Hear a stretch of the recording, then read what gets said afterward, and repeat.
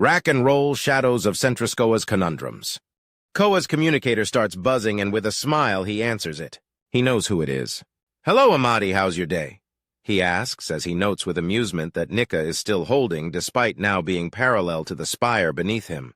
The girls had decided to hang on to his arms again and snuggle close. "Free. From what I understand, Reggie's with his shrink, so I thought I'd at least touch base with you.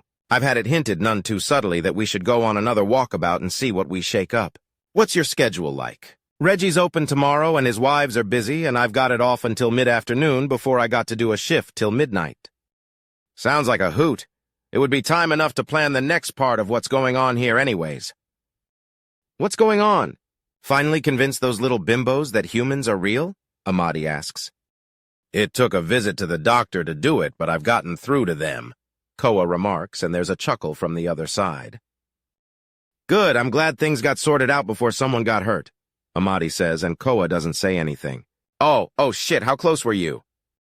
"Close enough that I really laid down the law after. Oh, by the way, that trick you told me about, pumping Axiom into adrenaline to hypercharge the supercharge?" "Yeah? The world seems to straight out stop, but you can still move." "Just as I thought, it's a quick and dirty way to get right next to outright time manipulation." "You know some people just jack up their speed enhancement through the roof, right?" Koa asks, and there's a sigh from Amadi. "There's a certain threshold that some people struggle with. Not to mention this stacks on top until we can get to truly ludicrous levels. Personal acceleration, adrenal hypercharging, and temporal manipulation. All three together and your every twitch will cause a sonic boom," Amadi boasts, and Koa snorts in amusement. "Anyways, if you're saying we've got a semi-official day with the boys tomorrow, then I like the sound of that." "I'm in." "Good. We'll meet up on the Dauntless, pick a spire at random, and start mucking around," Amadi says, and Koa nods. "Sounds like a plan. See you then." "See ya." Amadi finishes and the call ends. Then the walk continues. "All right, so with all the excitement of the incident and our doctor's appointment, I honestly forgot what this sort of nonsense is called," Koa remarks as he tries to figure out the stupid term. "We're adopting a sister bride. Normally, a lot of girls try to sign up, but we kept things quiet. And Centris has so many women that putting up any kind of signs or official hunt would have us drowning in girls wanting to join up. Aren't you already dodging a lot of propositions from girls you never met? Those kind of communications are automatically blocked and filtered away. Half of the hack was an obscene data dump of trillions of propositions to the men stationed on the ship." Koa answers, and Nita starts giggling at the idea. "Well, that's what you get for looking too cute. Honestly, an entire species of lonely, hurt men that are doing everything they can to seem as strong as they can, as they don't expect to find or deserve love." Nika rants a little, before letting out a sigh and snuggling into Koa even more. "I'm surprised the whole ship hasn't been straight-up invaded by women with marriage propositions." "We've actually had the Dauntless lift up a few times to keep larger hordes from piling in. Of course, for flying races, that just encourages the lunatics, but after a few shouted warnings followed by bullets, they got the picture. That wasn't on the news. No one wanted to fess up to that mess. The hack and the first few waves of crazy, thirsty thoughts was an enormous embarrassment for everyone involved, and we all made to try and forget it despite putting steps into place to prevent either from happening again." "What's a thought?" "An abbreviation of that hoe over there. A general insulting term for a woman who thinks more with her lust, delusions of romance or dresses, or behaves in such a way.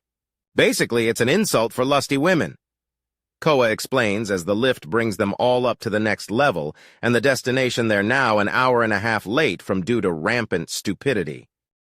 "All right, we're on the right level." "Which way now?" Koa asks, and Nika points forward and slightly to the left. There's a sign that says Bachelor Barn. "Really?" "It's a legitimate place to go. Girls register and can be called in for an interview. It has their jobs, their name and species, and a picture. If it looks like it'll be a good match, they can be called in to marry." "What about dating and wooing? Seeing if it's going to be a good match?" "Oh, please, the important part is being with the guy. Love comes after you've had a few bounces and kept him safe. In most marriages, a girl doesn't usually get a whole lot of time with their man, so it's less about how well they like the man and more about that she's got a man." Nika explains, and Koa stops. "I don't want to bring someone into a loveless marriage." You're in heat most of your life. There'll be plenty of loving big man, Nita remarks. Wrong kind of love, sister, Nika says quickly.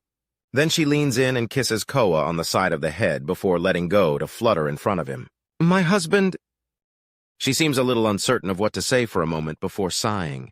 Koa, you come from a very strange, very different part of the galaxy. Me and Nita have made mistakes, this is true, but we do know how these things work out here. Back in cruel space, it's probably easily possible and even preferable to love everyone you're married to, maybe even your whole family. It's just not something that can be done out here. What a girl gets out of marriage is sex, daughters, and a group that has her back. What the man gets is safety stuff and a group that has his back. Love is an extra, loyalty is what's expected. Everyone wants love, but actually getting it is different.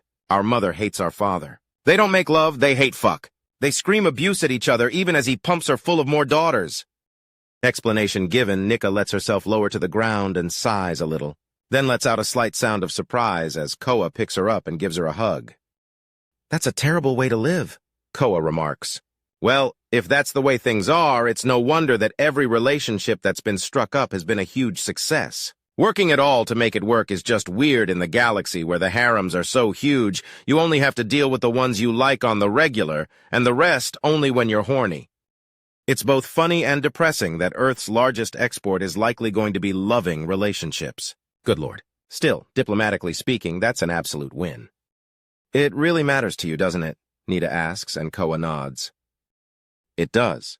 A home without love is a terrible way to raise a child, let alone an awful way to live.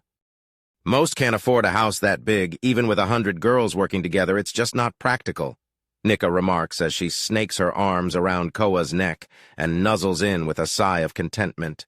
Still, just trying on that level means a lot. You've been so good to Nita and me, but we haven't been as good to you. So we're finding some backup to help get you what you deserve. Back home, there are some people that would think I don't even deserve this. Koa rumbles in his chest before sighing. You deserve better. You're a man. You need to be looked after, not holding us up and keeping our acts clean. Now come on, Nika says, fluttering up and away and gripping onto Koa's left arm and pulling him behind her to the bachelor barn, as he lets himself get led forward and takes in more of the spire.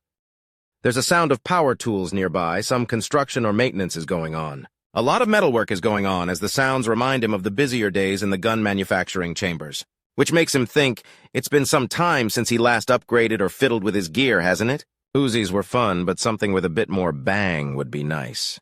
Perhaps something in the range of a battle rifle. Centris is certainly dangerous enough to qualify for it. Nita climbs onto his shoulders and leans over in such a way to rest her breasts on top of his head. Is there a reason you're doing that? Koa asks as the door to the bachelor barn opens in front of him and he pauses. Your hair feels neat like this, Nita remarks as Koa takes in what looks like a combination of a restaurant that favors booths and a government services building. Nika leads him and Nita to the front desk and takes a number before landing at Koa's feet. There are about 14 spots ahead of them, but they're all being stared at heavily by the actual workers behind the counter desk. He helpfully points towards the desk and they get back to work. It takes roughly a half hour of waiting before their number is brought up and they're called to the front. Well, hello, Mr. Man. I assume you and these little metak are looking for another wife? The receptionist asks, and Nika flutters up to stand on the desk. Get off the desk. It's for paperwork, not feet. Then don't make 'em so tall, Nika protests, then lets out a squeak as Koa lifts her up by her thighs and holds her off the desktop. We're looking to bring in at least one more. All three of us got the muscle. My sister and I are security, and the big man is one of them humans. We've got an apartment on Gillen Spire. Think you can hook us up? So, you're looking for a well-educated partner near Gillen Spire. Okay, that narrows things down a lot. The receptionist whose name tag reads Emma C. states as she starts typing. The Tret woman quickly brings up a few profiles and nods to herself. All right, Booth 8 has 10 profiles uploaded. Most are fairly young, but we've got a case or two of girls who fell out of their marriages for one reason or another. Emma explains, and Koa frowns. A situation must be really bad if these girls who don't expect actual love leave or are thrown out. Is something wrong? Are divorces common? Koa asks. Somewhat. It's usually because there's major friction in the marriage or one of the girls has been arrested or forced to move for one reason or another. Girls don't normally leave so much as get forced out. Emma explains and Koa nods. Makes sense, Koa says. Thank you for your time. You're quite welcome. Come on, hubby! We've got to find out who we're bringing in! Nika cheers and quickly leads him to the booth in question. He then plucks Nita off his head and sets her down to sit next to him, and Nika sits next to her. Okay, time to see who's who, Nita says, tapping the table that lights up and starts projecting the information above it. Koa couldn't help but spot some tracks in the wall to suggest that the table can be raised or lowered, and so can parts of the booth. Modular is a good way to get around all the different races and physiologies that need to be accounted for. Hey, most of them are Lirak, Nita exclaims as she browses through the profiles. Koa taps the species designation of BMH 1100-2. Lirak. Exceedingly agile and with a protein requirement often seen in carnivores, these squirrel women are nuts for nuts, but also nuts in general as they're incredibly stubborn with a species-wide case of tunnel vision. Once they set their minds on a singular goal, it's effectively already achieved. It's just a matter of the legalities of things actually being done needing to happen. Koa reads out loud before sighing. Who writes these profiles? They're public domain. Anyone who sets up an account with the Archival Association is allowed to edit them, Nika explains. So it's Wikipedia, but more prone for abuse due to sheer scale, Koa says with a pinched look. There are 7 Lirak in the group, also a rabbi's artist, a gobe mechanic, and a Charbish chef among the numbers. So how does this work? Do we just pick one we like the look of and then interview her or something? Do we talk to all of them? None of them? Some of them? I like this one. It says that she's the owner of a beauty salon. That's money smarts and management smarts. Also possible makeovers to look extra cute when we need it, Nita explains and Nika sighs.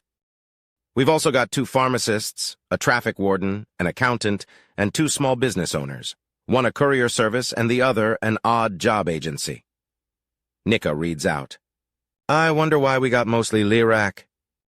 I've spotted a lot of them above the level we live at on Gillen Spire. Maybe there's some kind of population holdout there. I know there's a Charbis hive a couple spires over, but... Koa shrugs. Oh, I never noticed. It pays to pay attention, Koa remarks. So how is this done? Do we just call one and tell her she's in, or do we talk to her first, or what? We do this, Nita says, bringing on the profile of the salon owner and poking the image of the brown-haired squirrel woman. Her shimmering fur and hair certainly makes her look like she takes good care of herself. The fact that Koa considers the gigantic, gravity-defying breasts to be simply normal on her at this point shows just how desensitized he's been to over-the-top female beauty. Her face and figure are close enough to human to be easily emphasized with, but far enough that she avoids the uncanny valley easily. Another poke and there's a shifting around the table and a small bar fills up. Hello? This is Marissa's hair, feather, hide, fur, and horn styling. Who's calling? Wait, this number is from the Bachelor Barn. Way to go, boss lady, a voice cheers from the back. Oh my goodness, Marissa. You better get there quick, another voice states. But we're only halfway through your... Marissa begins to protest. I'll pull some extra, boss. You get going, the first voice says, and there's a rushing around. I'm coming quick. This is for an interview, right? Marissa asks. Yep. I'm Nita. Nika and me are bringing in at least one more.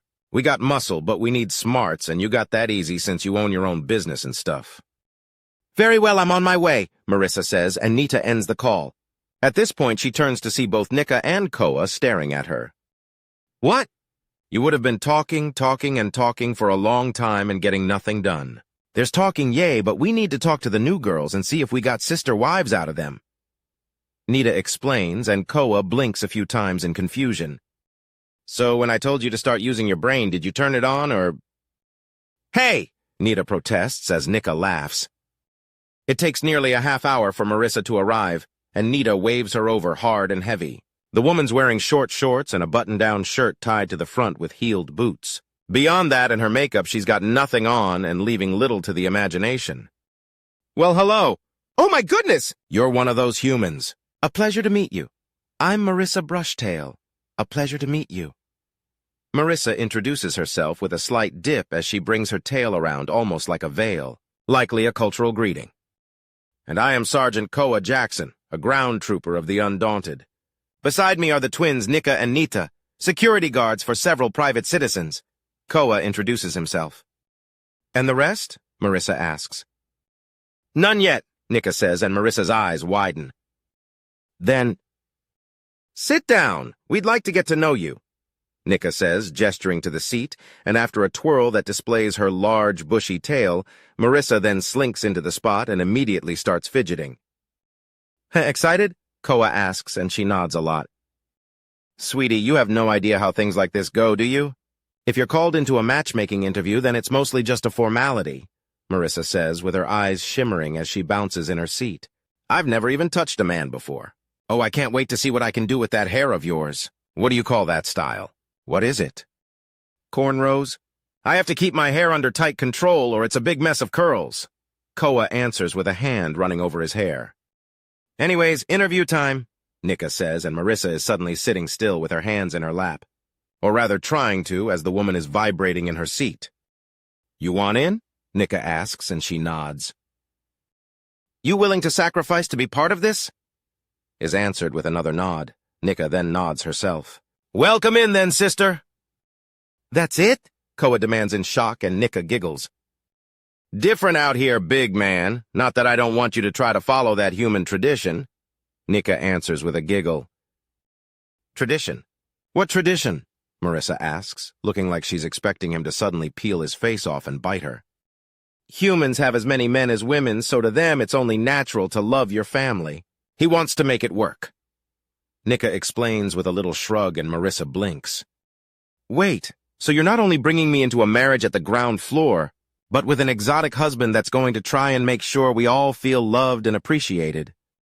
May I just say that it's distressing how the standard home beyond Earth is what we consider a broken one by our standards? Loyalty is definitely needed, but it's only one part of a greater whole. Without love, a family isn't, Koa explains, and Marissa has a dopey smile cross her face. Go ahead, Nika says, and Marissa pounces across the table to start sucking hard on Koa's tongue. Rack and roll shadows of Centris. Holy shit, were you wrestling an octopus? Is the first thing Amadi says around a full belly laugh at the sight of Koa and the innumerable hickeys he's sporting. New wife. She's enthusiastic, and the twins got swept up in the excitement, Koa says after a moment, and there's a snort from Reggie, who's going over his notes on something. What you looking through? Just the details on the endless barrage. Making it's going to be a pain, but it's doable. A lot of finicky parts, though. It'll take some serious effort. It's all the ammo that's going to be a bitch and a half. We can do it, but Jesus, the time it's gonna take. Did you get yours back? Koa asks. Technically, no, but I helped pull it apart, put it back together, and I have a copy of all the lab notes as we put two more together. I can probably slap one together by myself with a half-decent workbench and only some exotic parts and tools, but you need a mountain's worth of RPGs to fully load it. Still worth it, just gonna take a while. Like restoring a vintage car, Koa says, and Reggie just smiles and nods. Speaking of cars, I got good news, lads, Amadi begins. Uh-oh, Koa remarks, and Reggie snorts in amusement. Oh, shut up! I got funds released to us so we can buy ourselves personal transportation. Not too much so we'll be going to a used dealership, but enough that we won't be trying to drag out a heap of rust and calling it a car, Amadi says, and there's a slight fist pump from Koa making him smirk. I'm going to be going for something that has a good amount of seating. I've got a lot of girls, and taking them to different spires might be fun. Not me. Each of my girls is either small enough to hang on to me on top of being flight-capable or has a car of their own. So I'll get a bike and see just how loud and powerful I can make it before I'm dodging pot shots from pissed-off citizens, Koa says with a smile and a gesture, as if showing off such a bike. I'm gonna need a lot of space. Lidris are freaking gigantic, also would leave me a lot of room to stash all kinds of tools and toys. So car, bike, and van, then. Between the three of us, it's all but guaranteed we find a stash of drugs in the trunk or even a kidnapping victim, Amadi says with a smile. Awesome. It was always a dream of mine to be chased after by some drugged-up lunatics for some barely comprehensible bullshit. Reggie snipes, and Amadi snorts in amusement. Let's go, then, Koa says. Amadi's already planned out the route and leads them to Jumpin' Jenny's Junker Restoration Station. The gigantic owner of Jumpin' Jenny is somewhat overwhelming, and all three of the men resist drawing weapons as they allow the brute Arcana to approach. The fact that she looks like a woman with an extra pair of arms and legs to be shaped like a spider rearing up is more than mildly freaky. There's a sort of inflated shape to each of her limbs that gives them an absurd amount of strength. The downside of this stupid level of strength is that if their otherwise extremely tough skin is pierced, they bleed out in moments due to the sheer pressure her blood is under. Though that said, even a small amount of axiom lets them pick up and walk away with spaceships if they're feeling particularly audacious. Maybe it's a worthwhile trade? Oh my! My! I'm Jumpin' Jenny, owner of this repair and restoration shop. How may I help you? The gigantic black and white Spider-Woman asks as she taps around them with a gigantic smile. Large bangs cover her entire face except for her mouth with tiny fangs poking out between her lips. Well, ma'am, my friends and I are all well finding ourselves a little grounded and immobile. We're looking for personal vehicles, Amadi says, and she claps her hands together in a diagonal method in her glee. Oh, wonderful.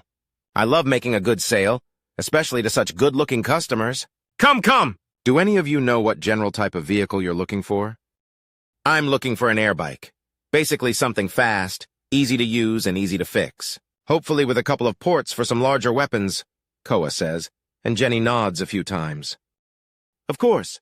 Right this way, please. We've got all kinds of open cockpit air vehicles, from air spears to zoomers to sky cutters to blast platforms, Jenny explains as she leads them into the building and then a room to the right. All right, first on the left is the sky cutters and the right's got zoomers. In the distance, we've got air spears and flying platforms.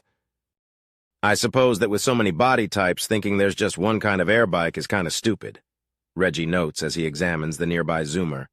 It's a pair of engines with what looks like crash webbing between them and the controls on the front. He looks at the controls, and it's a very simple system with a pair of holo projectors to show things like speed, altitude, and the state of the engines. Of course. But don't you worry. Jumpin' Jenny makes sure that as many of her vehicles as possible accessible to as many races as possible. After all, it doesn't help the bank to cut off part of your customer base. There has to be a point of diminishing returns. Amadi notes as he pays attention to a sky cutter with its curved blade-like design. The seat is in the interior of the crescent and is well padded. Well, yes, not all base frames suit every generally body shape. My kind are so big that a cutter like that will just be a pain. Smaller and moderate-sized races like your own will find it a wonderful way to get around, but me, not enough vehicle.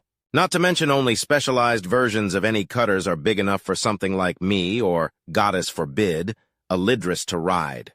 Poor girls, so big and strong, but so much more is needed to give them a good life. Well, if it helps narrow things down, I'm looking for something I can modify and toy with on days when I'm off duty and everyone I know is busy, Koa explains. Does that happen often? Jenny asks. Sometimes. We're all troopers, but I'm a fighter and guard more than anything. Reggie, there's an engineer and repairman, and Amadi, there is a researcher and scholar, Koa explains, pointing to everyone in turn. Anyways, the ladies in my life either have their own ways to get around or are small enough to hang on. What do you recommend for that? Oh, a flying platform, most definitely. The ones I've got here have extending standing space, so you can actually bring a lot of cargo and passengers despite it being a very small vehicle. This way! They follow the scuttling woman that seems to be veering between a crab and a spider with the way she moves. Koa, in particular, is ready to run should she turn sideways and sprint. The flying platforms are large hexagons on struts with a casing to hide and protect the interior components. They have what seems to be a podium filled with controls, including a joystick, and otherwise fairly plain. A small indent on the side lets Koa step up onto the platform, and he looks over the whole thing. This looks custom. A lot of big companies like to have their own input set up, even if it's really, really stupid. Jumpin' Jenny doesn't let that happen in her shop. It's not even hard, they just keep putting all the controls in weird places. Stick controls where the whole thing is moving. The buttons raises and lower things like height and speed. It all comes with a manual for ease of use, and these ones here extend and retract the extensions of the platform. Something like this, then? Koa asks, and he presses a button and the platform extends in all directions. Exactly like that. A flying platform is very easy to use, very practical, and very, very fast. These controls here are for the air barriers so that you don't get swept off the top, Jumpin' Jenny explains as Amadi and Reggie wander off. Reggie pops the hood and looks into the anti-gravity and thrust portions of a platform as Amadi starts looking over an air spear. Out of all the vehicles, the air spear is the most dangerous-looking one. You just climb onto it and recline as the wedge of engines in front of you pull you forward with insane speeds. Between it and the Zoomer, it looks like one of the two most streamlined racing beasts. The cutter seems like something for entertainment, and the platform seems almost luxurious. Koa seems to agree because after some fiddling, he deactivates the platform and comes over to examine the spear that Amadi is looking through. If you're going for obnoxious or aggressive, this one seems to have you covered. I'm looking to be a pain in the ass that gets there fast, not flying skeet, Koa jokes. Skeet? Jenny asks. Kinda clay discs that are shot for target practice. I was just joking anyways. I'm looking for speed and weapon ports. We've had some bad run-ins with the less friendly sorts, and to be honest, we both attract and tend to look for trouble. So getting the hell out of danger and having the power of some serious cannons would be useful. If it's sheer speed, you're going for the Zoomers and air spears are best. If you want something more stable to use as a weapons platform, then the platform, ironically enough, can't be beaten. The middle ground is the crescent. I'll go for speed, so that leaves me between a spear and a Zoomer. Do you see yourself carrying a lot of supplies or friends around? If so, the Zoomer is better. If you want more protection than carrying room, you should get the air spear. Koa thinks on things before looking back and forth between the two. Looks like I'm going with a Zoomer. A small, agile thing like this, if it gets hit, and armor isn't going to help. Right. Well, for a first-time Zoomer buyer, then what you should be looking for is the Bastion Corporation. These ones are about as tough as they come and very, very easy to fix. Not the absolute fastest, but you can also modify them without too many problems. Bastion, huh? What else do they make? Koa asks. Oh, a great deal. The Bastion Corporation is a major exporter out of the Meccan Reach. Like most thing out of the Reach, their products are reliable and powerful. Jenny explains and Koa nods as he looks the Zoomer up and down before nodding. This'll work, Koa remarks with a smile. Amadi, you said you had the funds, right? I do. Here's your share, Amadi says as he passes 2 Jehest coins to Koa. Are these? They're enough. Now, if you like what you see, I can release this one, and you can take it for a little test flight. Jenny offers, and she pulls out a small device. She points at the Zoomer, and it powers up fully. 30 minutes until it comes back automatically. Have fun, big man. Koa climbs into the harness, and the entire vehicle easily rises off the ground. Moments later, he's soaring out of the building. Now then, that's one customer taken care of. How can I help both of you? Jenny asks with a smile. I've got a fair few wives without personal transport. Not to mention, I'd like to be able to get around and bring a bunch of friends. What do you have that has a lot of seating room? Oh, well, of course. I've got a wonderful variety of vehicles that are just perfect for the family. If they're of a smaller race like the Gobes, Metak, or Cobes, then you can fit in the whole extended family. If not, then you can get at least a third for a race more around your size. Of course, if you're into bigger girls like me, then maybe 10 at most from one of these. How big is this vehicle? Amadi asks. The buyout contracts and bids on public transportation run fast and loose. If a company loses, they might try again next cycle. But if there's a major breakthrough in the technology, they dump all their buses that are in anything less than perfect condition. All in all, it's a wonderful opportunity for a repair girl like me, Jenny explains as she leads Amadi and Reggie into another part of her business. She could tell this would be a day of excellent sales, and the questions they asked. Oh, the questions they asked spoke volumes about humans and humanity as a whole.